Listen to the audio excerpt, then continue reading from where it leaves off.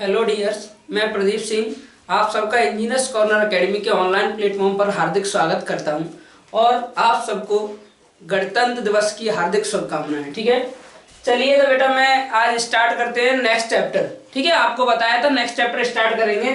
ठीक है, तो नेक्स्ट चैप्टर 3 बेंडिंग स्ट्रेसेस इन बीम। बेंडिंग स्ट्रेसेस इन बीम। ठीक है, बेंडिंग स्ट्रेसेस इन बीम। तो पहले बेसिक चीजें देखते हैं। देखो बेंडिंग तो हमने पढ़ी चुका है, बेंडिंग मूवमेंट पढ़ चुके हैं, शियर फोर्स पढ़ चुके हैं। तो देखते हैं उसमें किस तरीके से, ठीक है, कोई लोड लगा रहता है तो लोड की वजह से बीम में बेंडिंग मूवमेंट आता है। बेंडिंग मूवमेंट की वजह से क्या आता है सर, उसमें बेंडिंग होगी और बेंडिंग की वजह से डिफरेंट जगह पे बेंडिंग स्ट्रेसेस डेवलप होती है। उन्हीं हम डेवलप स्ट्रेसेस को देखेंगे कि उनका मैग्नीट्यूड कितना होता है, क्या वेरिएशन रहता है क्रॉस सेक्शन। ठीक है, तो बेंडिंग स्ट्रेस का क्या वेरिएशन है, क्या उनका मैग्नीट्यूड है, बेंडिंग स्ट्रेस किस तरह की ठीक है, किस तरह कहां मैग्नीट्यूड ज्यादा होता है, कहां मैग्नीट्यूड कम होता है। ठीक है, क्या इफेक्ट है, किस नेचर की रहती है, नॉर्मल या ठीक है शियर। तो हमने एक आइडिया तो आपको दिया था कि बेंडिंग स्ट्रेस किस कैटेगरी में आएगी, नॉर्मल स्ट्रेसेस। अब देखो किस तरीके से ये डेवलप होती है। तो सबसे पहले तो मैं थोड़ा बेसिक आइडिया देता हूं। जैसे देखो ये कोई बीम है, ठीक है, जैसे ये कोई बीम है सर, और इस बीम पे क्या लगा है, ठीक है, इस बीम पे ये कोई सिंपली सपोर्ट बीम है और इस बीम पे लोड लगे हैं मान लीजिए। ठीक है, डिफरेंट ये लोड लगे हुए हैं सर।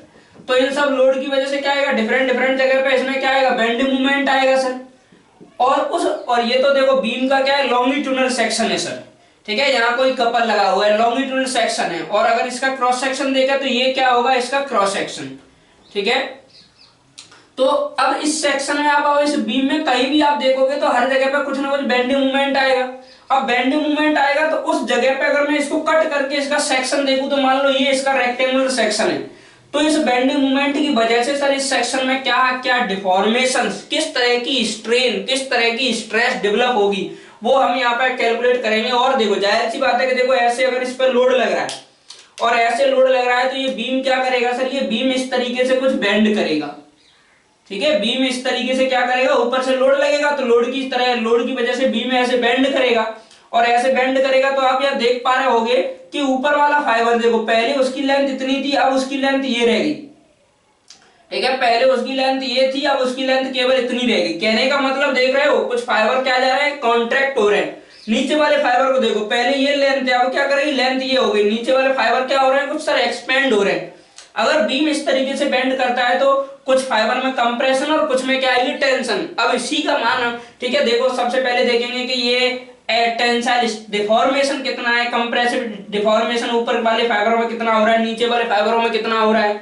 ये जो डिफॉर्मेशन है या जो स्ट्रेन डेवलप होगी, ठीक है, इस थ्रू आउट क्रॉस सेक्शन, उसका क्या रिलेशन रहेगा इसकी डिस्टेंस के साथ साथ, और उसकी वजह से फिर इसमें किस तरह की स्ट्रेसेस डेवलप होंगी। तो सबसे पहले ये देखो, अब बेंडिंग मूवमेंट आपने डायग्राम देखा तो देखो कोई बेंडिंग मूवमेंट तो बॉडी पे इस तरीके से भी कुछ लग सकता है, ऐसा भी हो सकता है कि किसी रीजन में बेंडिंग मूवमेंट डायग्राम ऐसा है। ठीक है, मतलब यहां से यहां तक बेंडिंग मूवमेंट क्या निकल के आए सर, कांस्टेंट है, शियर फोर्स 0 है मान लो। और ऐसा भी हो सकता है कि बेंडिंग मूवमेंट डायग्राम कैसा निकल के आए, देखो थ्रू आउट यहां से यहां तक बेंडिंग मूवमेंट क्या करे, वेरी करे। तो ये वाला बीम भी बेंड करेगा सर, ये जो भी बेंडिंग मूवमेंट होगा उसके अंदर। और ये बेंड मूवमेंट डायग्राम जिस बीम के लिए बनेगा, ये बीएमडी, ये वाला बीम भी बेंड करेगा सर। तो जाहिर सी बात है कि दोनों के दोनों बीम बेंड करेंगे। तो यहां देखो, यहां बीम बेंडिंग मूवमेंट क्या कर रहा है, यहां से यहां तक वेरी कर रहा है, यहां बेंडिंग मूवमेंट क्या है, यहां से यहां तक कांस्टेंट है। तो दोनों के दोनों बीम अगर इस तरह के बेंडिंग मूवमेंट में बेंड तो करेंगे, लेकिन अब यहां सोचने वाली बात यह है कि क्या दोनों का बेंडिंग नेचर सेम रहेगा सर। क्या जो बेंडिंग होने के बाद ये जो कर्व बन जा रहा है, कर्व का मतलब क्या है कि ये जो डिफ्लेक्शन है सर, हर जगह पे ये डिफ्लेक्टेड शेप, इस बीम की डिफ्लेक्टेड शेप बनेगी। अगर मैं इसको ऐसे लाइन डायग्राम बनाऊं तो मान लो ये बीम हो गया और ये इसकी डिफ्लेक्टेड शेप हो गई सर।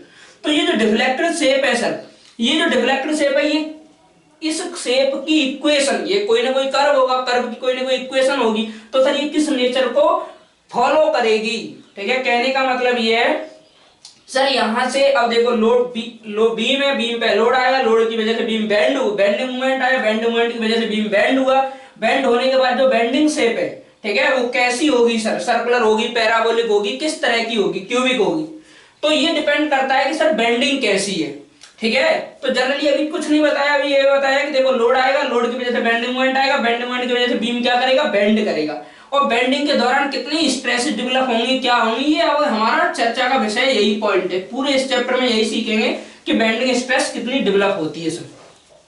तो यहाँ देखो आपने लोड लगाया, लोड की वजह से बेंडिंग मोमेंट डेवलप हुआ, बेंडिंग मोमेंट की वजह से क्या करेगा, बीम बेंड करेगा, बीम बेंड करेगा अगर, तो यहाँ दो तरह की बेंडिंग होती है सर, ठीक है। एक तो होती है यूनिफॉर्म बेंडिंग, एक होती है या प्योर बेंडिंग कहोगे जिसको, एक होती है non uniform bending.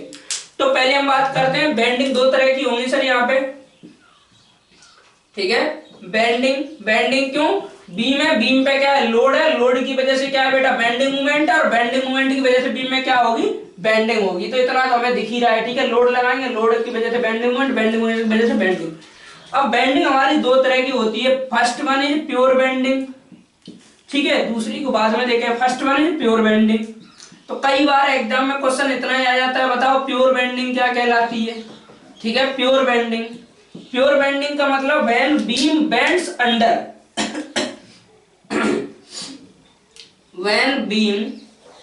when beam bends under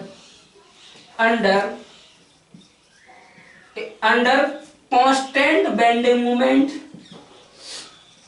and under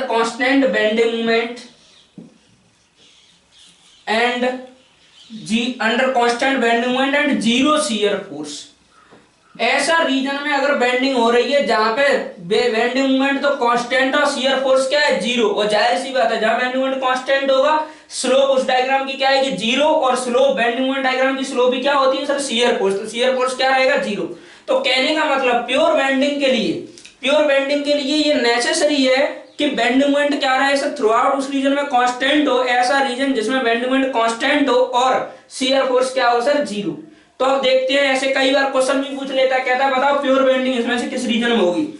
तो जरा देखो ध्यान से बेटा, इस तरीके से अगर ये ऐसे कोई बीम है, जैसे ये है सिंपली सपोर्टेड कोई बीम है, ठीक है, ये सिंपली सपोर्टेड बीम है, प्योर बेंडिंग की बात कर रहे हैं, कहां होगी, देखो किस रीजन में होगी, और ये ए और ये देखो ये दो लोड लगे हुए हैं इस पे, ठीक है, ये दो लोड लगे हुए हैं, दो लोड W और ये क्या लगा हुआ है, मान लो W, दूरी L/3, चलो L/3 और L/3 ले लेते हैं। तो अगर आप इसको सॉल्व करोगे, ये A है और ये B है, तो अगर आप इसको सॉल्व करोगे, इसका जो SFD अगर बनाते हो बेटा आप सॉल्व करके, हम लोगों ने नेक्स्ट चैप्टर में यही पढ़ा था SFD, तो इसका जब आप SFD देखोगे तो देखो रिएक्शन आएगी, देख रहे हो आप, सिमेट्री है, सिमेट्री की वजह से ये यहाँ भी रिएक्शन W हो जाएगा, यहाँ भी रिएक्शन कितना हो जाएगा, W, और यहाँ से यहाँ तक कोई लोड नहीं है, यही W शियर फोर्स क्या रहेगा, कांस्टेंट रहेगा। तो अगर मैं इसका SFD ड्रॉ करूं, ठीक है, तो अगर हम इसका सर SFD ड्रॉ करते हैं तो SFD कुछ इस तरीके से आएगा, इसका SFD, ठीक है, SFD अगर ड्रॉ करेंगे तो SFD क्या आएगा, इस तरीके से आएगा SFD। यहाँ W वैल्यू आएगी इस जगह पे, यहां से यहां तक यही रहेगी सेम वैल्यू, ठीक है, यहां से यहां तक सेम W रहेगी, फिर यहाँ पे जीरो हो जाएगी वैल्यू ये, उसके बाद यहां से यहां तक जीरो रहेगी और यहां से यहां तक -W। तो इसका SFD ये आएगा सर, L/2 L/3 और L/3, ये L/3 और ये L/3, ठीक है, वैल्यू इसका SFD तो ये आएगा, बना लेना इसका SFD सर, ये क्या है इसका SFD, ठीक है। कुछ नाम देते हैं A B और ये C और ये D। तो यहाँ आप देख पा रहे होगे A से C तक bending moment shear force constant है सर, और C से D तक शियर फोर्स जीरो है, और D से B तक शियर फोर्स क्या है सर, फिर से कांस्टेंट है। तो यहाँ एक और क्वेश्चन की बात करते हैं, एक मैंने आपको बताया था कि सर अगर कभी कहे शियर स्पैन, तो शियर स्पैन अगर पूछूं कि यहाँ से बताओ कि AC शियर स्पैन है कि सर DB शियर स्पैन है कि CD शियर स्पैन है, तो शियर स्पैन का मतलब ऐसा रीजन, ऐसा स्पैन जिसमें non zero constant shear force हो। कैसा हो sir, non zero constant shear force. Shear span is the span या part of the beam having non zero constant shear force. तो non zero constant shear force exist between A to C and D to B, so that A to C, AC and DB both are the shear span। ठीक है, अगर question में आपको shear span पूछेगा इस तरह के क्वेश्चन में, तो आप क्या कहोगे, A से C और D से B, ये दोनों के दोनों हमारे क्या कहलाएंगे सर, एक तरह से शियर स्पैन कहलाएंगे। क्योंकि ऐसा रीजन जहां शियर फोर्स नॉन जीरो हो, कांस्टेंट हो, क्या कहते हैं उसको, शियर स्पैन। आगे देखो, अब इसका अगर मैं बीएमडी बनाऊं सर, ठीक है, अब इसका अगर मैं बीएमडी बनाता हूं तो इसका देखो ये है मान लो, ठीक है, बीएमडी ए और ये सी और ये क्या है डी और ये क्या है सर बी, ठीक है, ए डी और बी। तो ए से सी तक, ए से सी तक लोड लगा है W into x, W into x, W into x, ठीक है। तो अगर आप इसको बीएमडी बनाते हो तो इसका कुछ ऐसे करके बेंडिंग मोमेंट जाएगा, यहाँ आएगा WL/3, ठीक है। उसके बाद रहेगा ये बेंडिंग मोमेंट कांस्टेंट, क्योंकि शियर फोर्स जीरो है, शियर फोर्स जीरो है तो जाहिर सी बात है कि बेंडिंग मोमेंट क्या रहेगा सर, कांस्टेंट रहेगा। आप बना लेना, आपको जो क्रिटिकल पॉइंट वाला कांसेप्ट बनाया उसके हिसाब से, ठीक है। यहाँ पे बेंडिंग मोमेंट यहाँ तक रहेगा कांस्टेंट, उसके बाद फिर बेंडिंग मोमेंट क्या होगा, इस तरीके से जाएगा। तो कहने का मतलब ये आएगा WL/3 और ये आएगा WL/3, ठीक है, बेंडिंग मोमेंट पॉजिटिव। तो आप देख पा रहे होगे कि सी से डी तक बेंडिंग मोमेंट क्या है सर, जीरो है, सॉरी बेंडिंग मोमेंट क्या है, कांस्टेंट है, under constant bending moment and zero shear force. C से डी तक देखो बेंडिंग मोमेंट कांस्टेंट है और शियर फोर्स क्या है सर, जीरो। तो कहने का मतलब अगर मैं बात करूंगा इस बीम में सी से डी, तो सी से डी के बीच में बीम में जो बेंडिंग होगी वो कौन सी बेंडिंग होगी सर, प्योर बेंडिंग होगी। अब आप समझ सकते हो कि सर प्योर बेंडिंग कब होती है, ठीक है। तो आप बीएमडी बनाओगे बीम में और बीएमडी बनाओगे, एसएफडी बनाओगे, तो जिस रीजन में शियर फोर्स जीरो मिलेगा और जिस रीजन में केवल हमें constant non zero constant bending moment मिलेगा, वहां जो बीम बेंड करेगा उस रीजन में कैसी बेंडिंग कहलाती है, वो सर प्योर बेंडिंग। और क्या इसकी कैरेक्टरिस्टिक होती है प्योर बेंडिंग की सर, ये मान लो फर्स्ट कैरेक्टरिस्टिक हो गई कि इसमें प्योर बेंडिंग होगी। दूसरी कैरेक्टरिस्टिक कि अगर बीम यहाँ पे ये अगर बीम जैसे ये देखो, ये अगर मैं इसकी डिफ्लेक्ट शेप बनाऊं, लोड लगाए तो देखो इस बेंडिंग मोमेंट की वजह से अगर ये बीम डिफ्लेक्ट करेगा तो ये जो रीजन है सर यहां से यहां तक, ये जो रीजन है इसका डिफ्लेक्टेड शेप का रीजन यहां से यहां तक सी से डी, ठीक है, सी से डी रीजन जो है यहां से लेके यहां तक ये जो डिफ्लेक्टेड शेप होगी ये क्या करेगा, आर्क ऑफ सर्कल बनाएगा सर। क्या बनाएगा, arc of circle, arc of circle. तो ठीक है, in under pure bending, in case या ऐसे लिख सकते हो, in case of pure bending, in case of pure bending, in case of pure bending beam deflects, beam deflects, ठीक है, deflects in shape of arc of circle, arc of circle. कैसी sir, catch shape में हमेशा bend करता है sir, arc of circle, ठीक है। तो ये कई बार क्वेश्चन पूछे गए हैं। तो देखो जब भी बीम पे लोड लगाओगे बेंडिंग मूवमेंट आएगा, बेंडिंग मूवमेंट आएगा तो बीम बेंड करेगा। बीम बेंड करेगा, दो तरह की बेंडिंग होती है, pure bending, non uniform bending. Pure bending is the bending occurs under the constant bending movement and zero shear force. ऐसी बेंडिंग जो कांस्टेंट बेंडिंग मूवमेंट और जीरो शियर फोर्स के अंदर होती है उसको क्या बोला जाता है, प्योर बेंडिंग। हिंदी में लिख लेना इसको पॉज करके जो बोल रहा हूं, ठीक है। और प्योर देखो इस तरीके मैंने एक एग्जांपल लिया है प्योर बेंडिंग का। ऐसा नहीं कि यही एक एग्जांपल है, ढेर सारे एग्जांपल है। ऐसा एक अगर आप एग्जांपल लेते हो और ऐसा एग्जांपल लेते हो तो उसका एसएफडी बनाओगे तो ये बनेगा, बीएमडी बनाओगे तो ये बनेगा। तो सीडी जो रीजन है वो प्योर बेंडिंग रीजन है। प्योर बेंडिंग की दूसरी क्या खासियत है सर, कि प्योर बेंडिंग के केस में बीम का डिफ्लेक्टेड या जो बीम की डिफ्लेक्टेड शेप होती है वो आर्क ऑफ सर्कल का क्या करती है, फॉलो करती है, या सर्कल का एक आर्क बनाती है। कहने का मतलब ये अगर इसको मैं पूरा कंप्लीट मिला दूं इतने पार्ट को, तो ये कुछ न कुछ किसी न किसी रेडियस ऑफ कर्वेचर का क्या बना रहा होगा सर, एक सर्कल बना रहा होगा, ठीक है। तो प्योर बेंडिंग में क्या होता है कि बीम किसकी शेप में बेंड करता है, आर्क ऑफ सर्कल की शेप में, ठीक है। तो आप पॉज करो और इसको नोट करो, ठीक है। हिंदी में जो मैं बोलता हूं उसको लिख लिया करो। जैसे मैंने कहा कि प्योर बेंडिंग ऐसी बेंडिंग होती है जो कांस्टेंट बेंडिंग मोमेंट और जीरो शियर फोर्स के अंदर होती है। यही पॉज कर दिया करो, लिख लिया करो, तब आगे फिर प्ले किया करो। दूसरा, in case of pure bending, pure bending के केस में बीम सर्कल का आर्क की शेप में डिफ्लेक्ट होता है, सर्कल के आर्क की शेप में डिफ्लेक्ट होता है। पॉज करो, लिख लो, फिर आगे बढ़ो, ठीक है। अब पॉज करो और इसको लिख लो।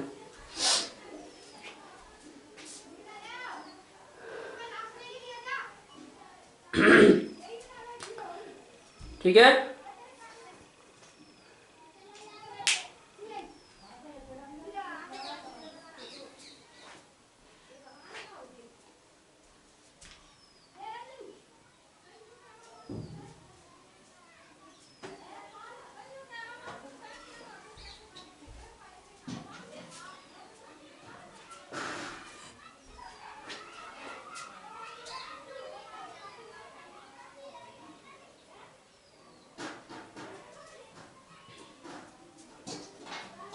ठीक है, तो आपने इसको पॉज कर लिया होगा सर, लिख लिया होगा। अब आगे चलते हैं और देखो कुछ प्योर बेंडिंग के केस में और भी कुछ चीजें हमें पढ़ना है।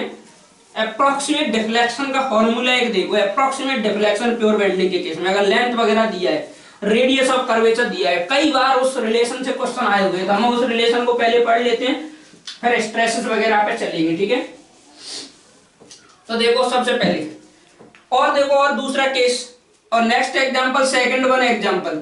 जैसे ये देखो, ये बीम है, ठीक है, इसको यहां बनाते हैं क्योंकि आगे हमें इसकी जरूरत पड़ेगी। ये बीम है, ठीक है, ऊपर वाली पोर्शन की ये बीम है सर, ठीक है, और ये बीम है और इस पे क्या लगा हुआ है, इस तरीके से मान लो एक कपल लगा हुआ है, इस पे क्या लगा हुआ है, एक इधर से एम लग गया और एक इधर से एम लग गया। तो इसका फ्री वो बनाओ सर, क्या कहते हैं, ठीक है, इसका आप बीएमडी बनाओ। बीएमडी कैसा आएगा, सीधे पॉजिटिव बेंडिंग मोमेंट इस तरीके से आएगा, कांस्टेंट बेंडिंग मोमेंट। तो ये कहने का मतलब ए से बी तक अगर मैं देखूंगा तो क्या होगी सर, प्योर बेंडिंग होगी, ए से बी तक प्योर बेंडिंग। और ये बीम है, इसका स्पैन क्या है, एल है, इस बीम का स्पैन क्या है, एल। तो ये बेंड कर रहा है, मान लो ये किस तरीके से बेंड कर रहा है, कुछ इस तरीके से। अगर प्योर बेंडिंग हो रही है तो बीम बेंड करता है, किस शेप में बेंड करता है सर, आर्क ऑफ सर्कल। ठीक है, प्योर बेंडिंग हो रही है तो बीम बेंड कैसे करेगा, आर्क ऑफ सर्कल। ठीक है, तो ये आर्क ऑफ सर्कल बनाएगा। तो इसको देखो, अगर कंप्लीट इसको आप, आर्क ऑफ सर्कल का मतलब क्या है कि ये अगर इसको आप पूरा एक सर्कल बनाना चाहते हो किसी न किसी रेडियस का, ठीक है, जैसे यहाँ कोई रेडियस ऑफ कर्वेचर है इस जगह पे, ऐसे इसकी रेडियस ऑफ कर्वेचर क्या है, आर। ठीक है, ये टेंजेंट अगर मैं डालूंगा तो यहाँ पे ये रेडियस ऑफ कर्वेचर ये दिखाएगी इसकी रेडियस को। तो इस तरीके से क्या बनेगा सर, ये एक आर्क ऑफ सर्कल बन जाएगा। ये आर्क ऑफ अगर सर्कल है तो उसको पूरा बनाएंगे तो इस तरीके से क्या बन जाएगा, एक सर्कल बन जाएगा। ठीक है, एक मिनट देख लेता हूँ पूरा ही कंप्लीट कवर हो रहा है। हाँ, ये क्या बन जाएगा, एक सर्कल बन जाएगा। ठीक है सर, और ये एक सर्कल बनेगा अगर, तो देखो अगर मैं इसका स्पेन आपको एल दे दिया, ये रेडियस ऑफ कर्वेचर आपको दे दिया है, आर क्या है यहाँ पे, रेडियस ऑफ कर्वेचर। मतलब जो हमने मूवमेंट लगाया उस मूवमेंट की वजह से ये बीम में जो कर्वेचर आ गया, बीम जिस शेप में बेंड कर गया वो तो क्या हो गया, आर्क ऑफ सर्कल। तो जो सर्कल जिस शेप में बेंड कर रहा है या जिस सर्कल का आर्क बना रहा है उसकी रेडियस कितनी है सर, आर। अब आपसे ये पूछता है कि अच्छा ये बताओ, अगर प्योर बेंडिंग का केस है तो सेंटर में मैक्सिमम ये जो डिफ्लेक्शन हमें मिलेगा, मैक्सिमम डिफ्लेक्शन डेल मैक्स कितना होगा सर। ठीक है, और हमें ये तो पता ही है सर, ये सेंटर कहाँ होगा भाई, एकदम सेंटर इस जगह पे होगा, सेंटर बीच में। ठीक है, ये सेंटर है, तो यहां से यहां तक ये भी आर होगा सर, और यहां से यहां तक तो ये टोटल कितना हो जाएगा, 2r हो जाएगा ना। यहां से यहां तक, यहां से लेके यहां तक ये कितना हो जाएगा सर, 2r हो जाएगा।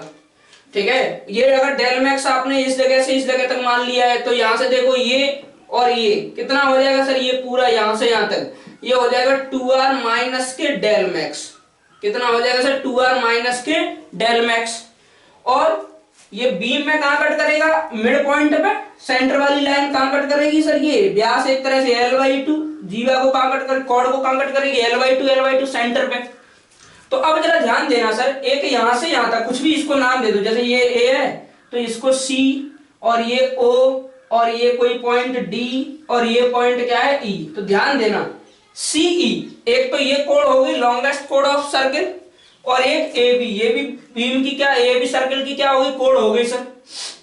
सर्किल की कोई भी दो जीवा आपस में अगर कट करती है तो हम एक रिलेशन जानते हैं सर कि उन दोनों का, जैसे कोई भी ये सर्किल होता है और सर्किल की कोई ये दो जीवा कोड कट करती है, यहाँ पे ये A होता है, ये B होता सर, ये B और ये C और ये D और ये O। तो हम क्या लिखते हैं यहाँ पे कि AO इंटू OB बराबर क्या होगा हमेशा सर, OC इंटू OD। ठीक है, दोनों का ये जो जो भी बन जाते सेगमेंट उनका मल्टीप्लाई करोगे तो किसके बराबर होता है, दूसरे के सेगमेंट्स के मल्टीप्लाई के बराबर। ठीक है, तो ये यही सेम प्रॉपर्टी ये सर्कल की प्रॉपर्टी होती है। तो भाई प्रॉपर्टी ऑफ सर्कल आप क्या लिख सकते हो भाई, प्रॉपर्टी ऑफ सर्कल। तो अब जरा बात ये आती है कि सर ये हम पढ़ क्यों रहे भाई, प्रॉपर्टी ऑफ सर्कल। तो आपको बेटा ये देगा कि एक बीम है, प्योर बेंडिंग का केस है, जिसकी रेडियस ऑफ कर्वेचर आर है, स्पेन एल है। तो बताओ उसमें अप्रोक्सीमेट मैक्सिमम डिफ्लेक्शन कितना होगा, डेल मैक्स का मान पूछेगा यहाँ आपसे। डेल मैक्स आपको देगा क्या, जो हमने दिया है इसमें क्वेश्चन में वही देगा। स्पैन देगा बीम का, प्योर बेंडिंग का केस देगा सर, और क्या देगा, रेडियस ऑफ कर्वेचर, और पूछेगा डेल मैक्स कितना होगा एल और आर के टर्म में। तो देखते हैं सर्किल की प्रॉपर्टी लगाते हैं। तो सर्किल की प्रॉपर्टी क्या कहती है सर, के AD into DV equals to क्या लिख देंगे, डीसी इंटू, ठीक है, DC into DE. We know that DC का मान हम जानते हैं कितना है सर, डेल मैक्स। डीई का भी मान जानते हैं, यहां से यहां तक टोटल 2r है डीई सीई, और यहां से यहां तक कितना हो जाएगा 2r माइनस डेल मैक्स। तो ये कितना हो जाएगा sir, into 2r minus del max equals to AD into DV. AD कितना है L/2 इंटू ये कितना है सर L/2, ठीक है। अब यहां ध्यान दो, डेल मैक्स बराबर here del max equals to L square divide by 4, और ये कितना हो जाएगा, इधर लिख दो 2r माइनस के डेल मैक्स, ठीक है। 2r ले लो कॉमन, 2r क्या करो सर, यहां से कॉमन ले लो, तो डेल मैक्स बराबर L square divide by 8r, bracket में क्या हो जाएगा 1 minus del max divide by 2r। अब हम जानते हैं कि डेल मैक्स का मान बेटा जो इस 2r के रिस्पेक्ट में होगा वेरी वेरी लेस देन होगा। 2r से अगर मैं इसको कंपेयर करूंगा तो बहुत ही छोटा होगा सर डेल मैक्स का मान, और किसी छोटी क्वांटिटी में बड़ी क्वांटिटी से भाग दोगे तो अप्रोक्सीमेटली क्या आएगा, 0 आएगा। तो इसको आप क्या कर सकते हो, इस चीज को निगलेक्ट कर सकते हो, इसको हम क्या कर सकते हैं, निगलेक्टेड। और अगर इस चीज को हम निगलेक्ट करेंगे तो यहाँ हम आंसर 0 रखेंगे, तो 1 माइनस 0 आंसर कितना आएगा, 1 आएगा। तो यहां से डेल मैक्स बराबर, ठीक है, मैक्सिमम डिफ्लेक्शन कितना आ जाएगा sir, del max equals to, ठीक है, डेल मैक्स इक्वल्स टू हो जाएगा L square divide by 8r। तो ध्यान रखना, प्योर बेंडिंग के केस में अगर स्पैन दिया गया है, रेडियस ऑफ कर्वेचर दिया गया है, स्पैन दिया है, रेडियस ऑफ कर्वेचर दिया है, तो अप्रोक्सीमेट रिलेशन ये होता है sir L square divide by 8r। Span radius of curvature देगा, मैक्सिमम डिफ्लेक्शन पूछेगा सेंटर पे, बीम के सेंटर पे, तो क्या होगा sir L square divide by 8r approximate relation. ये क्या होगा, अप्रोक्सीमेट रिलेशन होगा। अप्रोक्सीमेट क्यों, क्योंकि इसमें हमने क्या लिया है सर, कुछ चीजें ये लिए निगलेक्ट की है, नहीं तो आप कहां से निकाल सकते हो, मैकॉले मेथड से, कास्टिग्लिआनो थ्योरम से, ठीक है। तो आप उन सब यूनिट लोड मेथड से, उन सब से आप क्या निकाल सकते हो, एग्जैक्ट डिफ्लेक्शन निकाल सकते हो। तो अप्रोक्सीमेट क्यों बोल रहे हैं, क्योंकि सर इसमें हमने कुछ क्या किया, निगलेक्ट किया, ठीक है। तो ध्यान दो, कुछ नहीं किया है, एक बीम लिया, बीम पे ऐसी लोडिंग ली जिससे कि उसमें प्योर बेंडिंग हो जाए सर, ठीक है, प्योर बेंडिंग का केस बना दिया। प्योर बेंडिंग में पूछ रहा है, उसका लेंथ दिया है, आपसे ये पूछ रहा है कि अगर उसकी रेडियस ऑफ कर्वेचर आ रहा है तो मैक्सिमम डिफ्लेक्शन कितना होगा। तो हमने भाई, अब जैसे अगर प्योर बेंडिंग के केस में ये आर्क ऑफ सर्कल होता है, तो अगर कंप्लीट उसको आप सर्कल बनाओगे तो कोई ना कोई क्या मिल जाएगा, अगर उसको कंप्लीट हम ऐसे सर्कल की तरह उसी चाप को लेके, ठीक है, जो ये देखो, इस पॉइंट पे आप एक परपेंडिकुलर डालो, इस पॉइंट पे एक परपेंडिकुलर डालो, ये दोनों में जहां कट करेंगे वही हो जाएगी रेडियस। वो आप पॉइंट रख के प्रकार लेके इतनी रेडियस लेके अगर सर्कल बनाओगे तो ये जिसका आर्क होगा वो क्या बन जाएगा, यहाँ पे आपके सामने सर्कल आ जाएगा। तो सर्कल आ जाएगा तो फिर सर्कल की प्रॉपर्टी लगा दो सर, दोनों जीवा जो आपस में कोड कट करेंगे उनके इंटरसेक्ट का मल्टीप्लाई बाई जो भी उनके सेगमेंट होते हैं उनका मल्टीप्लिकेशन किसके बराबर होता है, दूसरे के सेगमेंट के मल्टीप्लिकेशन के बराबर। ये रखा 2r, ये इधर ले आए, इसमें से 2r कॉमन लिया, del max divide by 2r आ गया। हम जानते हैं कि ये जो डिफ्लेक्शन होगा बीम का वो बहुत ही पॉइंट, क्योंकि इलास्टिक, पूरा इलास्टिक थ्योरी के अंदर पढ़ते हैं सर, ये पूरा किसमें वैलिड है, इलास्टिक लिमिट, ठीक है। इलास्टिक लिमिट में सर ये वैलिड है, सब इलास्टिक लिमिट है तो डिफ्लेक्शन बहुत ही कम होगा, और डिफ्लेक्शन बहुत ही कम होगा, पूरी सो में पढ़ते हैं इलास्टिक लिमिट के अंदर सर। तो डिफ्लेक्शन बहुत कम होगा, तो डिफ्लेक्शन का मान 2r के रिस्पेक्ट में बहुत कम है। तो अब छोटी वैल्यू को बड़ी वैल्यू से भाग दोगे तो वो अप्रोक्सीमेट 0 हो जाएगी, तो उसको निगलेक्ट कर दिया। तो यहाँ से डेल मैक्स बराबर कितना आ गया, L square divide by 8r। कितना आ गया sir, L square divide by 8r, ठीक है। तो पॉज करो और इसको नोट करो सर।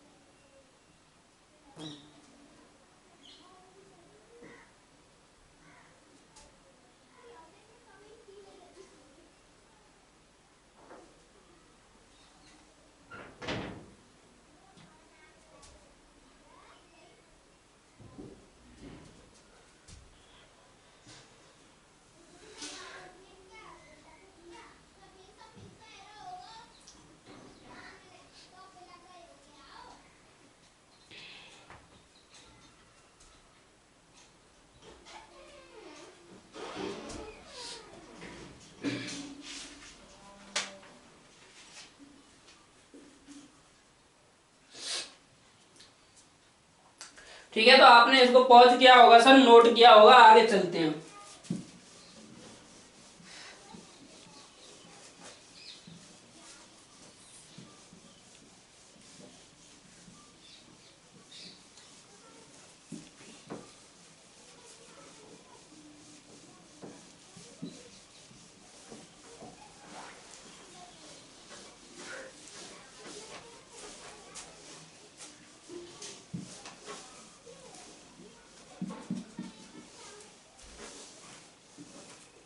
ठीक है, अब चलिए आगे चलते हैं सर। नेक्स्ट प्योर बेंडिंग हो गई। दूसरी तरह की क्या होती है? Non uniform bending.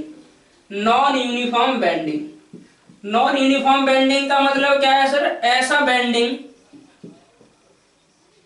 ठीक है, दूसरी बेंडिंग होगी नॉन यूनिफॉर्म। नॉन यूनिफॉर्म में बेंडिंग अकर्स अंडर, ऐसी बेंडिंग जो जो नॉन यूनिफॉर्म बेंडिंग मूवमेंट के अंदर होती है। ठीक है, हिंदी में आप सुनना, पॉज करना, लिखना सर। ठीक है, तो bending occurs under non uniform bending, occurs under non uniform bending movement, non uniform bending movement. ऐसी बेंडिंग जो नॉन यूनिफॉर्म बेंडिंग मूवमेंट के अंदर होती है क्या कहलाती है सर? Non uniform bending. ठीक है, नॉन यूनिफॉर्म बेंडिंग। तो नॉन यूनिफॉर्म बेंडिंग का मतलब क्या है? जैसे देखो, ध्यान से देखना सर, ये बीम है आपकी बार, ठीक है, ये बीम है, इस पे ये लोड लगा हुआ है, ये लोड लगा हुआ है मान लो, या पॉइंट लोड लगा देता, तो इसका बीएमडी बनाओगे तो बीएमडी आपने देखा था कि बीएमडी कुछ क्या आएगा सर? कुछ इस तरीके से आएगा इसका बीएमडी। थ्रू आउट हर जगह पे बेंडिंग मूवमेंट का मान क्या हो रहा है? चेंज हो रहा है सर, कहीं कांस्टेंट नहीं है। यहाँ जीरो है, जीरो से बढ़ते बढ़ते ये डब्ल्यू अगर ये होगा, ठीक है, डब्ल्यू और ये एल, तो ये कितना हो जाएगा? W L square by 2 negative. तो हर जगह पे बेंडिंग मोमेंट क्या हो रहा है? चेंज हो रहा है। तो इस तरह की जो बेंडिंग होती है सर, यहां से मैं देखूंगा तो ये कोई आर्क ऑफ सर्कल नहीं बनेगा। ये जो बेंडिंग डिफ्लेक्शन शेप बन गई, ये जो डिफ्लेक्टर शेप बन गई, ये कोई आर्क ऑफ सर्कल नहीं है सर। या जो ये इलास्टिक कर्व हो गया बीम का, ठीक है, डिफ्लेक्ट होने के बाद जो कर्व बन गया बीम का, ये कोई इलास्टिक आर्क ऑफ सर्कल नहीं बनेगा। ये क्या बनेगा सर? ठीक है, निकालना पड़ेगा हमें किससे? मैकॉले मेथड से, डबल इंटीग्रेशन मेथड से आपकी इक्वेशन आ जाएगी कि ये किस तरह की इक्वेशन होती है, क्यूबिक होती है, क्वाड्रेटिक होती है। ठीक है, तो हम अभी पढ़ेंगे डिफ्लेक्शन निकालना, तो वहां आप डिफ्लेक्शन कर्व की इक्वेशन सीख जाओगे कि किस तरह की इक्वेशन होती है। ठीक है, अभी हम उस पर चर्चा नहीं करते ज्यादा। तो नॉन यूनिफॉर्म बेंडिंग का मतलब सर इस तरह की बेंडिंग जो नॉन यूनिफॉर्म बेंडिंग मोमेंट के अंडर होती है क्या कहलाती है सर? Non uniform bending. ठीक है, जल्दी से पॉज कर लो, लिख लो इस लाइन को।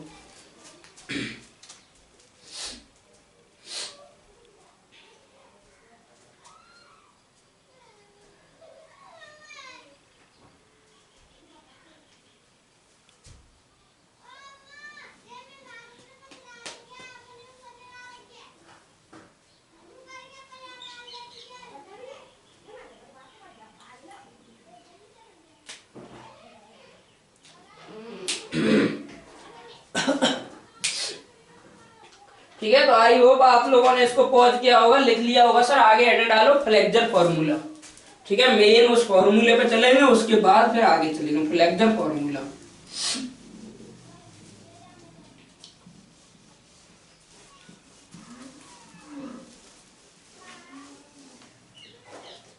ठीक है, फ्लेक्सर फॉर्मूला, फ्लेक्सर फॉर्मूला। अब ये देखो, ये जो फॉर्मूला ड्राइव होता है वो प्योर बेंडिंग का केस लेकर ड्राइव होता है, क्योंकि सर नॉन यूनिफॉर्म बेंडिंग के लिए आज तक कोई फॉर्मूला नहीं बना है। तो आप लोगों ने ये पढ़ा है M by I equals to sigma Y Y equals to E by R, ये आपने पढ़ा होगा फ्लेक्सर फॉर्मूला। तो ये कब ड्राइव होता है सर? ये प्योर बेंडिंग का केस लेकर ड्राइव होता है। ठीक है, इसके डेरिवेशन में बहुत सारे एजम्पशन होते हैं सर, क्योंकि आप जब तक एजम्पशन नहीं लोगे तब तक इसको आप ड्राइव नहीं कर पाओगे। तो इसका हम डेरिवेशन या इसका एनालिसिस अब हम करने जा रहे हैं। ठीक है, तो सबसे पहले आप हेडिंग दीजिए एजम्पशन। सबसे पहले हेडिंग देंगे एजम्पशन, अवधारणाएं, एजम्पशंस। एजम्पशंस में पहला एजम्पशन हम पढ़ चुके हैं, या जो लेते हैं सो में वही होगा। Material is homogeneous and isotropic। पदार्थ होमोजीनियस और आइसोट्रोपिक होगा। आइसोट्रोपिक, एंड अवे, ठीक है, एंड ऑलवेज, फुल स्टॉप लगा दो, always Hooke's law, always Hooke's law, Hooke's law. Hindi में लिख लो, पदार्थ समांगी और समदैशिक होता है और वह हुक्स के नियम का पालन करता है। ठीक है, हिंदी में लिख लेना, पॉज करना, फिर प्ले करना। दूसरा, ठीक है, दूसरा सर हुक्स लॉ का क्या होगा सर, पालन करेगा, मटेरियल होमोजीनियस और कैसा होगा सर, आइसोट्रोपिक होगा। ठीक है, दोनों ही हम जानते हैं, होमोजीनियस क्या होता है, आइसोट्रोपिक क्या होता है। Next one is modulus of elasticity, modulus of elasticity, E का value sir, modulus of elasticity is same in tension and compression.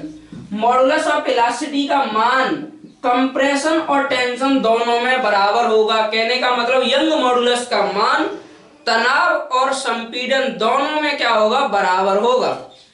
ठीक है, मॉडुलस ऑफ इलास्टिसिटी का मान तनाव और कंप्रेस, तनाव और संपीड़न दोनों में बराबर होगा। ठीक है, थर्ड वन क्या होता है, plane section before plane section remains plane. ठीक है, plane section remains plane before bending,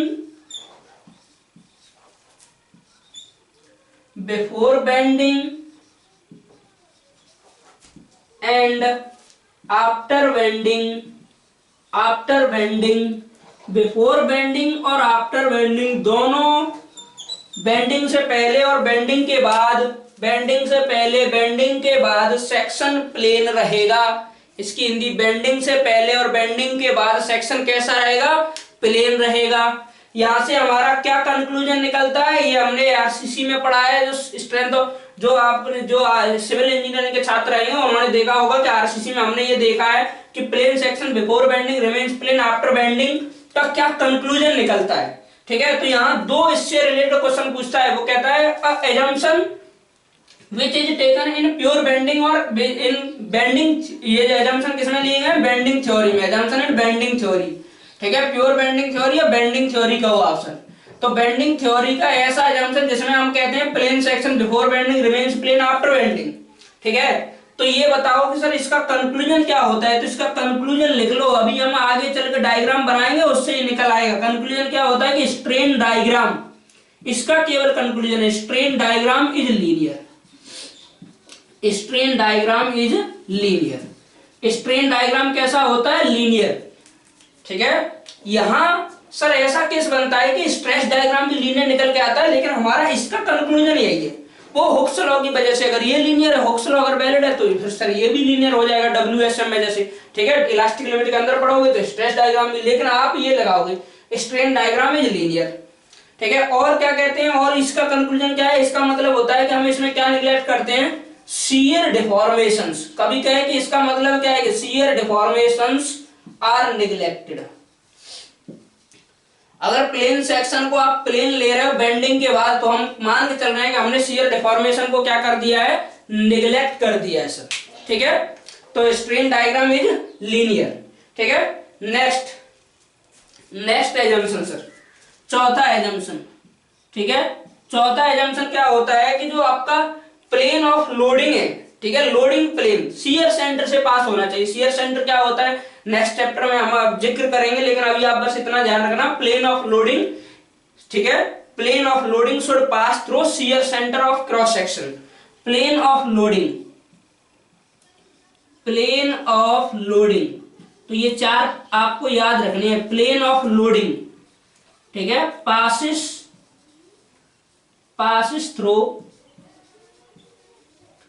shear center, plane of loading passes through shear center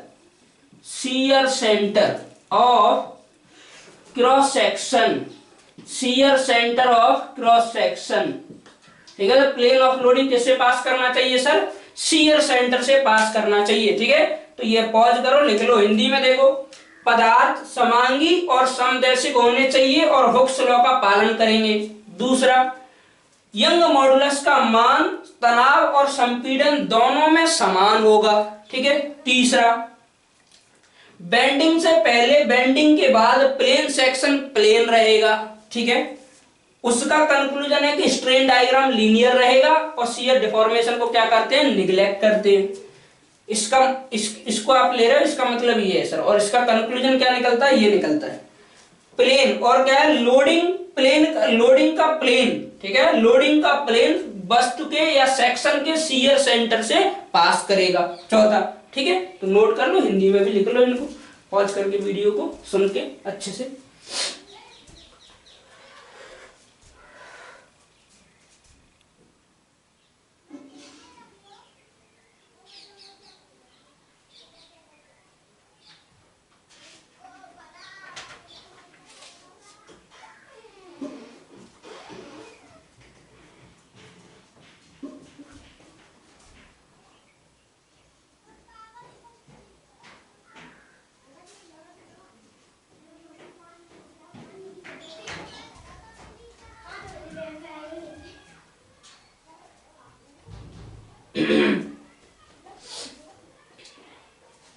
ठीक है, तो ये आपने नोट कर लिया होगा सर। आगे बढ़ते हैं, इसका प्रूफ की तरफ चलते हैं, फ्लेक्सर फॉर्मूले का प्रूफ। ठीक है,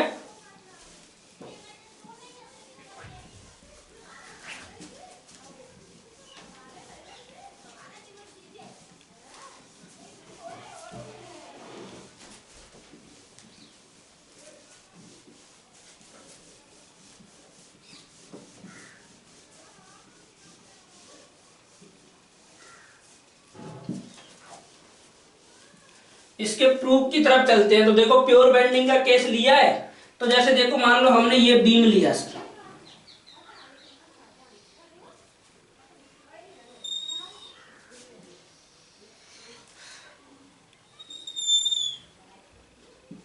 ये इनिशियली बीम है, बेंडिंग से पहले प्लेन है एकदम, इसका सेक्शन ये भी कैसा है, ये आप क्रॉस सेक्शन देखोगे तो कैसा है, इस तरीके से एकदम प्लेन है। ठीक है सर, ये है इसकी सेंट्रोइडल एक्सिस। आगे चल के हम इसको न्यूट्रल एक्सिस कहेंगे। ऐसी एक्सिस जिस पर कोई भी बेंडिंग स्ट्रेस नहीं होती है उसको बोला जाता है न्यूट्रल एक्सिस।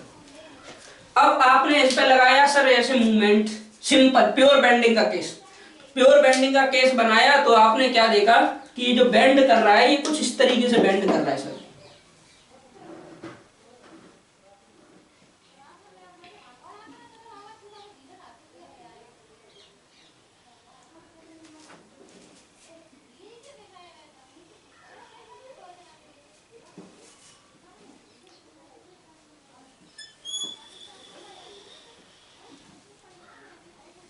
ठीक है, बेंडिंग के बाद इसकी कुछ इस तरह की शेप बन गई सर, ये बन गई शेप, बेंडिंग के बाद ये बन जाएगा।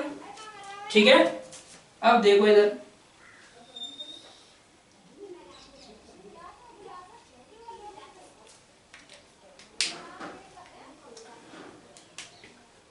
अब इसमें हमने क्या किया, देखो बेंडिंग से पहले, मैं रेड मार्कर से लिख रहा हूं, तो बेंडिंग से पहले आप लेके चलोगे तो कोई मटेरियल है जिसका यंग मॉडुलस हमें दिया ही।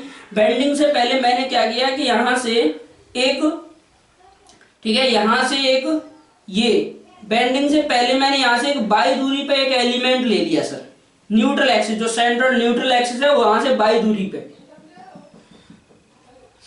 ठीक है, बाई दूरी पे यहां पे एक आपने क्या ले लिया, एक एलिमेंट ले लिया सर बेंडिंग से पहले।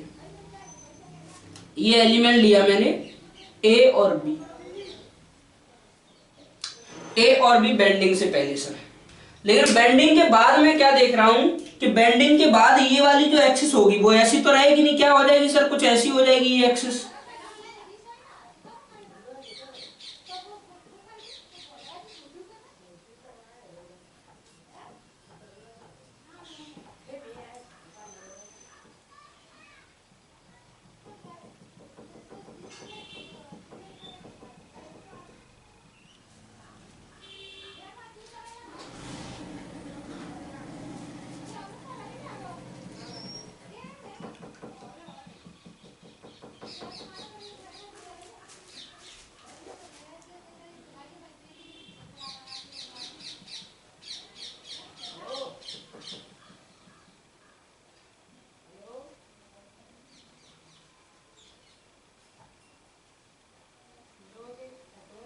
ठीक है। देखो अब बेंडिंग से पहले हमने जो ये पॉइंट लिया था ए बी, अब बेंडिंग के बाद ये कहां पहुंच गया है सर, ये पहुंच गया, ए पहुंच गया सी पे, और ठीक है ए पहुंच गया सी पे, और ये पहुंच गया सर डी पे, बी पहुंच गया डी पे। क्योंकि बेंडिंग में आप देख रहे होगे ये इस तरीके से कुछ हो जाएगा, इस तरीके से कुछ हो जाएगा, तो ये तो न्यूट्रल एक्सिस है। न्यूट्रल एक्सिस क्या होती है, देखो इसके ऊपर आप देख पा रहे होगे सभी फाइबर कॉन्ट्रैक्ट कर रहे हैं, और इसके नीचे, इस एक्सिस के नीचे क्या हो रहा है, सभी फाइबर एक्सपेंड कर रहे हैं। तो ऐसी एक्सिस जिस पे कोई भी कॉन्ट्रैक्शन और कोई भी एक्सपेंशन नहीं होता है, उसी को बोला जाता है सर न्यूट्रल एक्सिस। उसके ऊपर के सभी फाइबर कंप्रेशन में जाते हैं, ठीक है, कंप्रेशन में जा रहे हैं, आप देख पा रहे होगे सर यहाँ पे कंप्रेशन, कॉन्ट्रैक्ट कर रहे हैं, और इसके नीचे सभी फाइबर की लंबाई बढ़ रही है, तो वो किस में जा रहे हैं सर, टेंशन में जा रहे हैं। तो अगर ऐसे सिंपली सपोर्ट बीम है और अगर बेंडिंग हो रही है उसकी, तो न्यूट्रल एक्सिस के ऊपर क्या होगा, कंप्रेशन, और नीचे क्या होगा सर, टेंशन। अब हमने क्या किया कि बेंडिंग में जस्ट उससे पहले, लोड लगने से पहले आपने एक बाई दूरी पे एक एक्सिस ले ली या एक एलिमेंट ले लिया, उस एलिमेंट की दूरी ए बी, ठीक है। अब बेंडिंग के बाद वो कहां पहुंच गया सर, ए पॉइंट सी पे पहुंच गया, बी पॉइंट कहां पहुंच गया, डी पे पहुंच गया सर। ए पॉइंट कहां पहुंच गया, सी पे, और बी पॉइंट कहां पहुंच गया सर, डी पे पहुंच गया, ठीक है, बेंडिंग के बाद। अब देखो बेंडिंग से अगर मैं पहले की बात करूंगा, तो बेंडिंग से अगर आप पहले देखोगे तो ये जो पॉइंट है ए बी, ठीक है, ये जो पॉइंट है ए बी, ठीक है, इनकी जो वैल्यू होगी, ये बेंडिंग से पहले, तो बेंडिंग से पहले अगर मैं यहाँ ये पॉइंट लूं, यहाँ ये पॉइंट लूं, तो बेंडिंग से पहले सर ये पॉइंट और ये पॉइंट में कोई अंतर नहीं है, ठीक है। बेंडिंग से पहले इस पॉइंट की डेप्थ में और इस पॉइंट की दूरी में कोई अंतर नहीं है सर। बेंडिंग के बाद कहां पहुंच गया सर, वो पॉइंट, ठीक है, सी पे पहुंच गया, डी पे पहुंच गया, सी पे पहुंच गया, डी पे पहुंच गया। तो बेंडिंग से पहले अगर मैं देखूंगा, तो अगर ये रेडियस ऑफ कर्वेचर ये यहां से यहां तक ये आर है, सेंटर से लेके न्यूट्रल एक्सिस से लेके यहां तक ये दूरी आर है, और ये वाला जो एंगल है कोई भी मान लो डी थीटा बन रहा है। इस एलिमेंट से जो एलिमेंट हमने लिया उस एलिमेंट का यहाँ सेंटर पे एंगल कितना बन रहा है, डी थीटा, और सेंटर का एलिमेंट अगर डी थीटा बन रहा है, तो बेंडिंग से पहले आप देख पा रहे होगे, ठीक है, कि आर सेंटर से यहां तक की दूरी है ना, आर यहां से लेके यहां तक की दूरी आर इंटू डी थीटा, ये आ जाएगा ए बी। और बेंडिंग से पहले देखो ये पॉइंट और ये पॉइंट दोनों सेम है sir.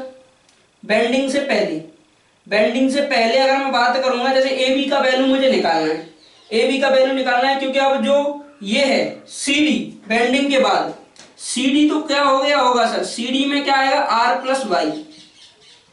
After bending C D जो है, ए बी जो है, ए बी की वैल्यू देखो, बेंडिंग से पहले ए बी, बेंडिंग ये पॉइंट अगर मैं न्यूट्रल एक्सिस पे लूं, और न्यूट्रल एक्सिस से ये डिस्टेंस, ठीक है, कितना है, आर सेंटर से, और ये एंगल बन रहा है डी थीटा, तो ए बी का मान कितना होगा सर, आर डी थीटा। और सी डी जो है, सी डी कहां ली है, सी डी कहां पहुंच गया है, सी डी तक की रेडियस कितनी हो जाएगी, आर प्लस वाई। अब ये आर प्लस वाई क्यों लिया, क्योंकि सर ये बेंडिंग से पहले देखो न्यूट्रल एक्सिस पे, अभी भी बेंडिंग से पहले बेंडिंग के बाद न्यूट्रल एक्सिस वाले फाइबर में कोई चेंज नहीं होगा सर।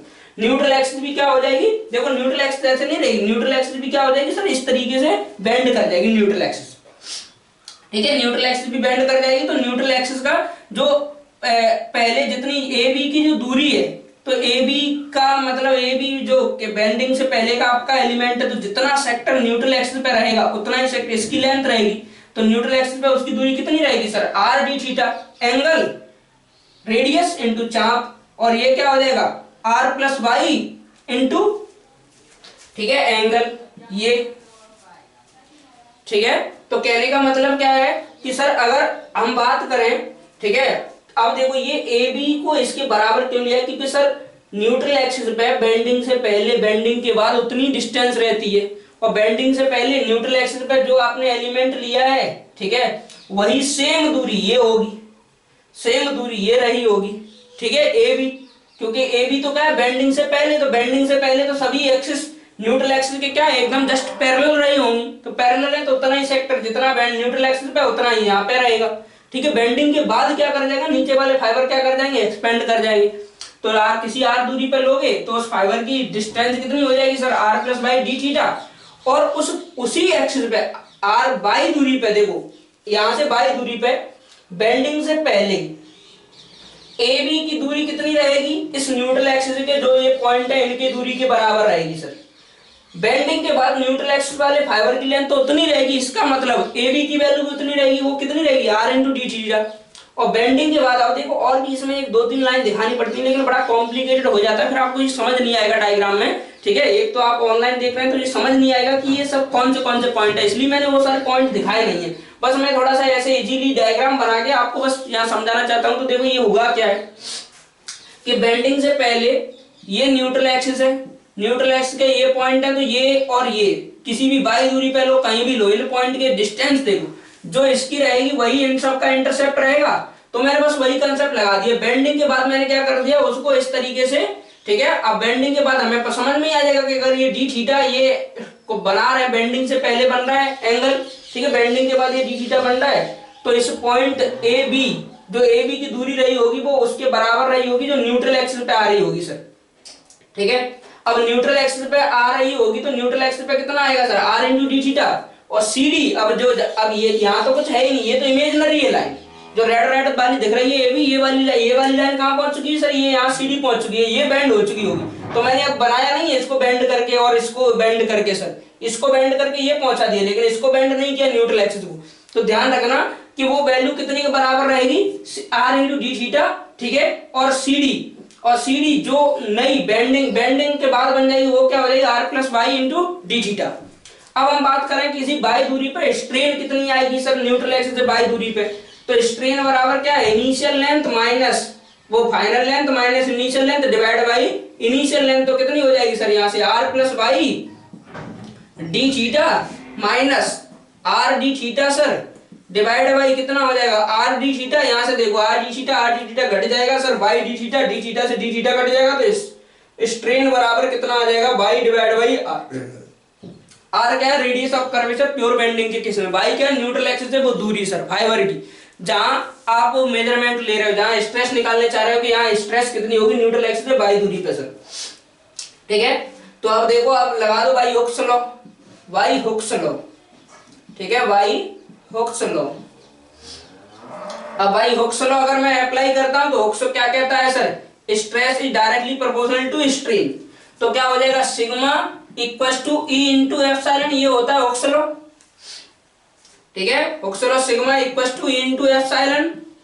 तो यहां से क्या आ जाएगा सर, सिग्मा का मान रखो, एप्सिलॉन का मान रखोगे सिग्मा बराबर E into Y divide by R, Y को इधर पहुंचा दो तो यहां से क्या आ जाएगा, sigma Y by equal to E by R. देखो आधा फॉर्मूला ड्राइव हो गया सर, ठीक है। मतलब किसी भी बाई दूरी पे आपको स्ट्रेस निकालना है तो आप क्या करोगे, ऐसे निकाल लोगे, Young modulus divide by R और बाई का मल्टीप्लाई कर दोगे तो क्या आ जाएगी कि न्यूट्रल एक्सिस से किसी बाई दूरी पर मटेरियल में, अगर प्योर बेंडिंग के केस में आर उसकी रेडियस ऑफ कर्वेचर में बेंड हो रहा है तो कितना हो जाएगा, सिग्मा बराबर कितना हो जाएगा, stress E by R into Y.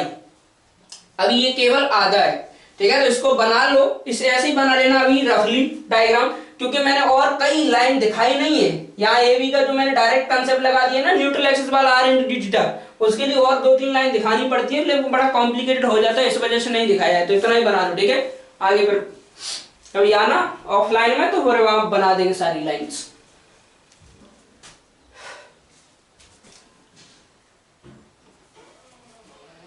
Pause करके इसको बना लो, ठीक है, फिर आगे चलते हैं,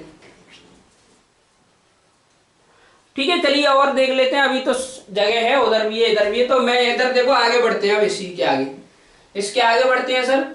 तो हमें क्या निकालना है कि जैसे एम लगा हुआ है, मूवमेंट हमने एम लगाया था इस पे, तो इसकी वजह से ये क्या हुआ था सर, बेंड हुआ था, इसकी वजह से ये बेंड हुआ। तो अब इसका देखो क्रॉस सेक्शन देखो, तो ये है क्रॉस सेक्शन, इस बीम का ये क्रॉस सेक्शन है जिसपे आपने एम लगाया, ये है इसकी न्यूट्रल एक्सिस, ठीक है, न्यूट्रल एक्सिस। ये साइड व्यू में दिखेगा, ये आपको फ्रंट व्यू में दिख रहा है, ये साइड व्यू में दिखेगा इसका क्रॉस सेक्शन, ठीक है। तो यहां से न्यूट्रल एक्सिस से आपने बाई दूरी पे क्या लिया था, एक एलिमेंट, और जिस एलिमेंट में हमने स्ट्रेस का मान निकाल लिया, कितना है सर, सिग्मा। इस एलिमेंट स्ट्रेस कितनी है, सिग्मा। तो ये सेक्शन की प्रॉपर्टी होती है कि लोड की वजह से आने वाली स्ट्रेस की वजह, ठीक है, आने लोड लगा हुआ बेंड करेगा, स्ट्रेस आएगी। अब स्ट्रेस का भी अगर आप रिजल्टेंट निकालो, स्ट्रेस की वजह से फोर्स की वजह से मूवमेंट, तो जो एमओआर जो मूवमेंट ऑफ रेजिस्टेंस है वो किसके बराबर होगा सर, अप्लाइड मूवमेंट के बराबर होगा, ठीक है, कहने का मतलब अगर स्ट्रेस की वजह से मैं मूवमेंट निकालूं तो भी फाइनली किसके बराबर होगा सर, उस जगह पे अप्लाइड मूवमेंट के बराबर। तो मान लो यहाँ पे स्ट्रेस हमने पहले ही मान चुके हैं कितनी है सर, सिग्मा। तो इस जगह पे स्ट्रेस अगर सिग्मा में मान लिया कि यहाँ बाई दूरी पे एक छोटा सा एलिमेंट ले लो, क्योंकि हमें यहाँ का पता है सर यहाँ स्ट्रेस कितनी है, ये सिग्मा डेवलप हो रही है। एरिया कितना है, ये डीए हमने एज्यूम कर लिया, स्मॉल एरिया डीए, और स्ट्रेस कितनी है, सिग्मा। तो अब इस सिग्मा स्ट्रेस की वजह से इसमें कितना मूवमेंट डेवलप हो जाएगा सर, क्रॉस सेक्शन में न्यूट्रल एक्सिस के बराबर, डीएम बराबर क्या कर लोगे, देखो सिग्मा इंटू डीए कर दोगे तो DF into Y, neutral axis के बराबर इतना मूवमेंट डेवलप हो जाएगा sir, DF into Y, total movement इस सिग्मा की वजह से। तो कैपिटल एम निकालना है तो क्या कर दो, इंटीग्रेशन डीएम। तो इंटीग्रेशन जब डीएम में करूंगा तो एम बराबर इंटीग्रेशन डीएम की जगह आएगा डीएफ, डीएफ बराबर क्या हो जाएगा, सिग्मा इंटू डीए इंटू क्या हो जाएगा, वाई। सर सिग्मा की वैल्यू यहां से रखो तो एम बराबर इंटीग्रेशन सिग्मा की वैल्यू देखो E Y R into Y, तो E Y R into Y और एक ये वाई, दोनों मिलके क्या हो गया, वाई स्क्वायर इंटू क्या हो जाएगा, डीए। ई वाई आर बाहर निकाल लो, कांस्टेंट है सर, ई मटेरियल की property, R radius of curvature है, क्या हो जाएगा sir, integration Y square DA. Integration Y square DA को क्या कहते हो सर, किसी भी सेक्शन में आपने जहां से ये बाई ली है एलिमेंट की, ये जो एलिमेंटल एरिया डीए, ठीक है, और जहां से उस एलिमेंटल एरिया की बाई लिया है, अगर आप इंटीग्रेशन वाई स्क्वायर डीए करते हो तो ये सेकंड मूवमेंट ऑफ एरिया हो जाता है। ये क्या हो जाता है सर, उसी एक्सिस के अबाउट जहां से आपने एरिया के लिए ये बाई मेजर किया, ये क्या हो जाएगा, मूवमेंट ऑफ इनर्शिया, और किसके अबाउट हो जाएगा, न्यूट्रल एक्सिस के अबाउट। तो ये क्या हो जाएगा सर, आई एन ए, इसकी वैल्यू किसके बराबर हो जाएगी, आई एन ए। आई एन ए यहाँ पे क्या हो जाएगा, मैं इसको यहाँ लिख देता हूं, movement of inertia about neutral axis. I N A क्या हो जाएगा, movement of inertia about neutral axis, neutral axis के about sir movement of inertia. ठीक है, तो आई को इधर ले जाओ, देखो क्या हो गया यहाँ से, m divide by I N A equal to क्या हो गया sir, E divide by R. ठीक है, तो ध्यान दो, E डिवाइड बाई आर बराबर सिग्मा बाई बाई है, E डिवाइड बाई आर बराबर m divide by I N A. इन दोनों को मैं मर्ज कर दूंगा तो यहां से क्या बन जाएगा सर, यहां से बन जाएगा यही flexure formula, m divide by I N A, neutral axis के अबाउट मूवमेंट ऑफ इनर्शिया। किसी भी सेक्शन में अगर m मूवमेंट लग रहा है, ठीक है, m मूवमेंट अप्लाई हो रहा है, I N A movement of inertia, neutral axis के अबाउट मूवमेंट ऑफ इनर्शिया किसके बराबर होगा बेटा, sigma divide by Y equal to क्या होगा, E डिवाइड बाई आर। अब जो दिया है उसके हिसाब से आप क्या निकाल सकते हो, स्ट्रेस। मतलब कहीं भी आपको सिग्मा निकालना है तो सिग्मा बराबर क्या हो जाएगा सर, सिग्मा बाई वाई बराबर E by R M divide by I. ठीक है, तो यहां से आप क्या निकाल सकते हो, सिग्मा स्ट्रेस निकाल सकते हो कि न्यूट्रल एक्सिस से किसी भी बाई दूरी पे कितनी स्ट्रेस होगी। मूवमेंट दिया है तो मूवमेंट ऑफ इनर्शिया से डिवाइड कर दो, इतना इतना ले लो फॉर्मूला, E और R दिया है तो इतना इतना फॉर्मूला ले लो, तो आपको क्या निकल आएगी कि सर स्ट्रेस, अगर रेडियस ऑफ कर्वेचर E दिया है तो भी स्ट्रेस आ जाएगी, मूवमेंट और उस सेक्शन दिया है तो सेक्शन का मूवमेंट ऑफ इनर्शिया निकालो न्यूट्रल एक्सिस के बाद तो भी क्या आ जाएगी, स्ट्रेस आ जाएगी। तो ये होता है flexure formula, m by I equal to sigma by Y equal to E by R. ठीक है, देख लो यहाँ पे, और कोई डाउट हो तो पूछ लीजिए सर। ठीक है,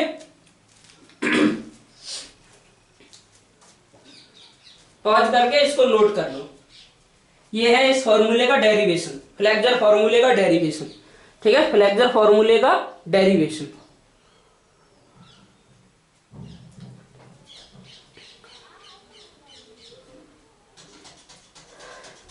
स्क्रीनशॉट ले लो, जूम कर लो और चीजें सही दिख जाएंगी। ठीक है,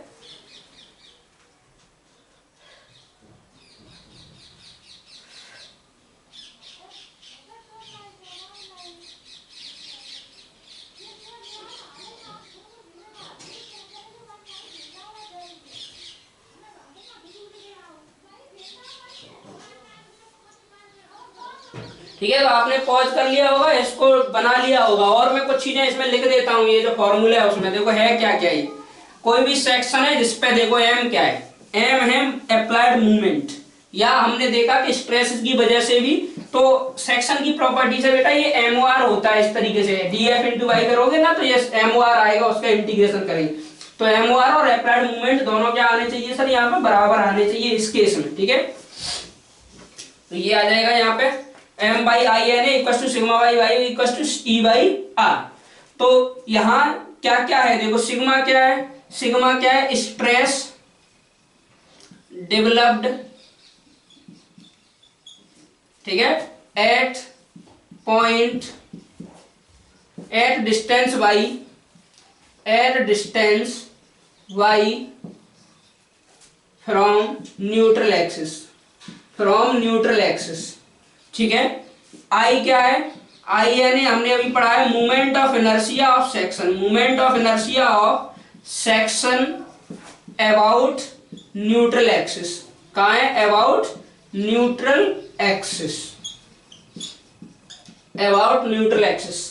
और क्या है सर यहाँ पे, वाई हो गया, वाई क्या है, डिस्टेंस, ये लिखा ही हुआ है stress developed at distance Y, तो वाई क्या है, उस पॉइंट की डिस्टेंस जहां हमें स्ट्रेस निकालने जा रहे हैं। जैसे वो डायग्राम बना हुआ है तो उसको और बड़ा, इसको इधर ऐसे बना देते हैं, ठीक है, थोड़ा लार्ज डायग्राम, ये होगी अगर न्यूट्रल एक्सिस, तो यहाँ से जिस पॉइंट पे हम स्ट्रेस निकाल रहे हैं वो ये दूरी बाई, ठीक है, ये दूरी बाई सिग्मा, तो यहाँ स्ट्रेस हमारी कितनी है, सिग्मा, सिग्मा का मान ये रहा, सिग्मा बाई वाई बराबर M by I N A equal to E by R. यहाँ आप देख पा रहे होगे सर कि सिग्मा क्या है, सिग्मा को अगर मैं देखूं दो में लूं तो M by sigma by Y बराबर क्या है, M by I N A, I N A cross section के लिए फिक्स हो जाएगा, एम अप्लाइड मूवमेंट ये भी फिक्स हो गया, तो यहाँ जो स्ट्रेस है वो क्या होगी sir, stress sigma directly proportional to Y, single power Y पे डिपेंड कर रही है, मतलब सी बेंडिंग स्ट्रेस का वेरिएशन कैसा होता है, bending stress variation, bending stress variation कैसा रहेगा sir, linear, bending stress variation कैसा रहता है,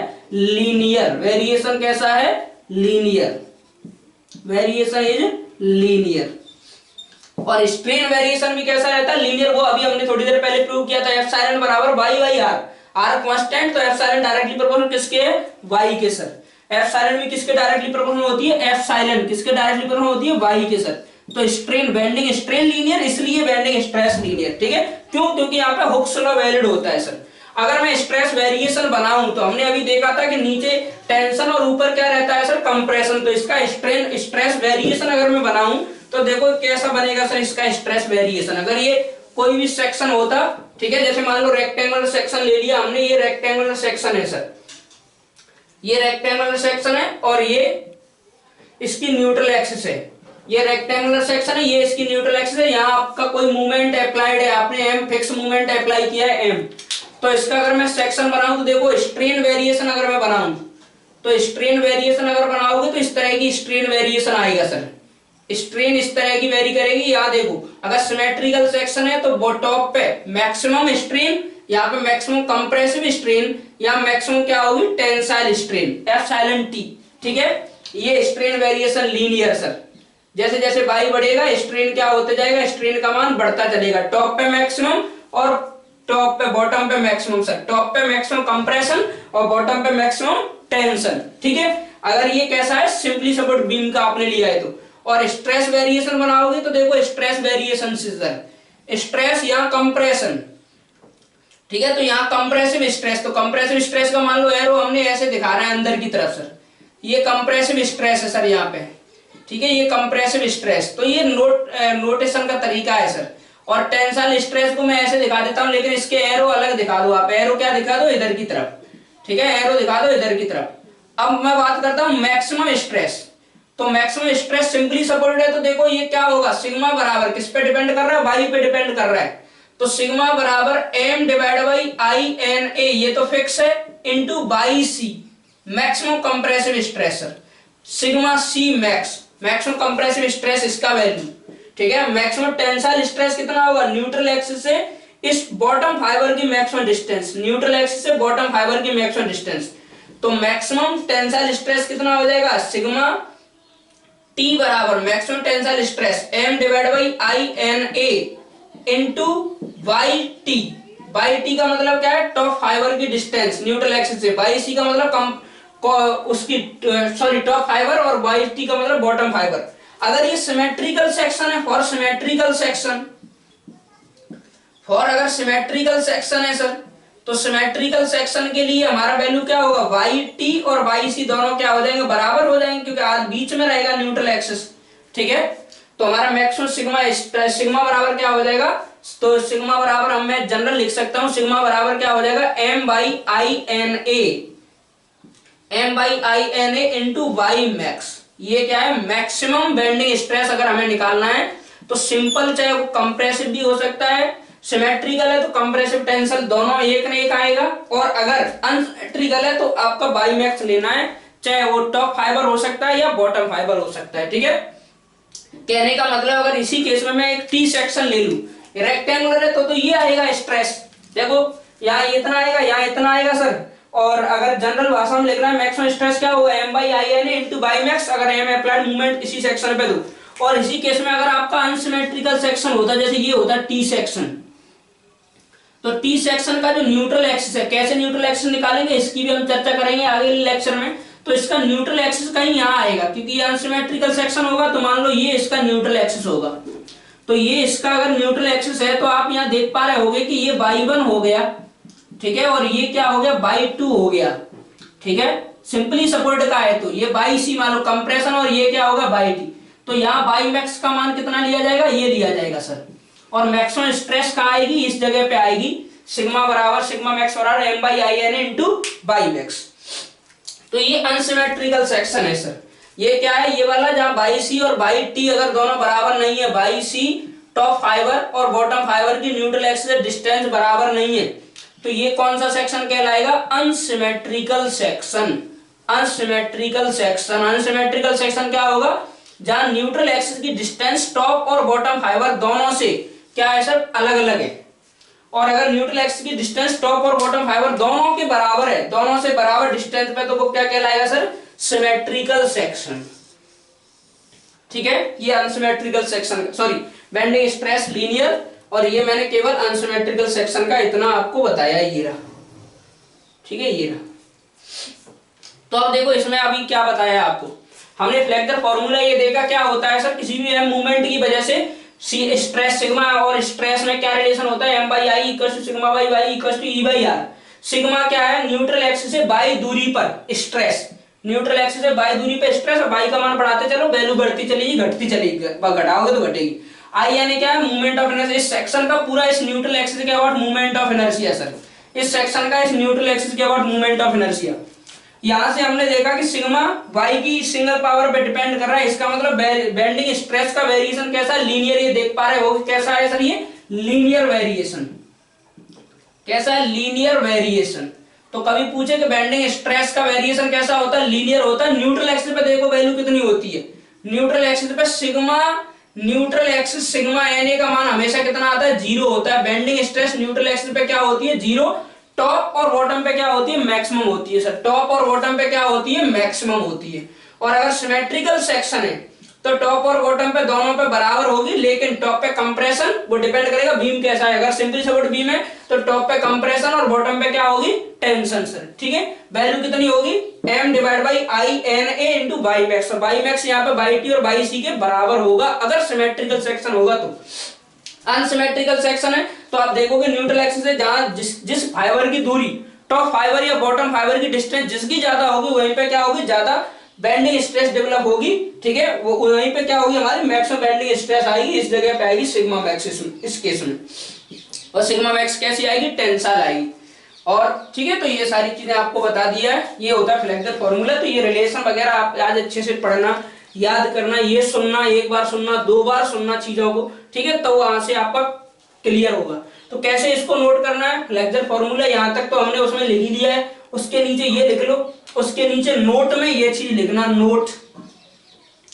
ठीक है, नोट में ये लिखो सर, उसका ये कंक्लूजन, इस स्ट्रेस क्या होती है, बाई की सिंगल पावर पे डिपेंड करती है, इसलिए बेंडिंग स्ट्रेस वेरिएशन कैसा आता है, लीनियर। और ये क्या बनाया है, ये बनाया है हमने bending stress variation. Bending stress, ये है बेंडिंग स्ट्रेस वेरिएशन, ये वाला बेंडिंग स्ट्रेस वेरिएशन। ऊपर जगह नहीं तो लिख लेना इसके ऊपर, ये बेंडिंग स्ट्रेस वेरिएशन है, ये स्ट्रेन वेरिएशन है। ये क्या है, स्ट्रेन वेरिएशन, ये स्ट्रेन वेरिएशन, और ये क्या है, स्ट्रेस वेरिएशन। ये है स्ट्रेस वेरिएशन, स्ट्रेस वेरिएशन। ठीक है, स्ट्रेस वेरिएशन। ठीक है, ये स्ट्रेन और स्ट्रेस वेरिएशन दोनों है। ठीक है, तो इसको आराम से पॉज कर लो, स्क्रीनशॉट ले लो, ठीक है, जूम कर लेना और अच्छे से क्लियरिटी और दिख जाएंगी सारी चीजें। कोई भी डाउट है मैंने बता दिया कैसे कैसे नोट करना है, ये नोट करो, ये नोट करो, ये सबसे बाद में कर लेना। ये अनसिमेट्रिकल सेक्शन का केस सबसे बाद में, ये सिमेट्रिकल सेक्शन के लिए पहले ये पूरा लिख लो, उसके बाद ये, और उसके बाद फिर ये। ठीक है, नोट कर लो। ठीक है, और पॉज कर लिया, नोट कर लो। तो आपने बेटा पॉज किया होगा, नोट किया होगा। Thank you. ठीक है, आज के सेशन के लिए इसको अच्छे से रिवाइज करके आना। कोई भी डाउट होता है कमेंट में पूछना। ठीक है, और बाय।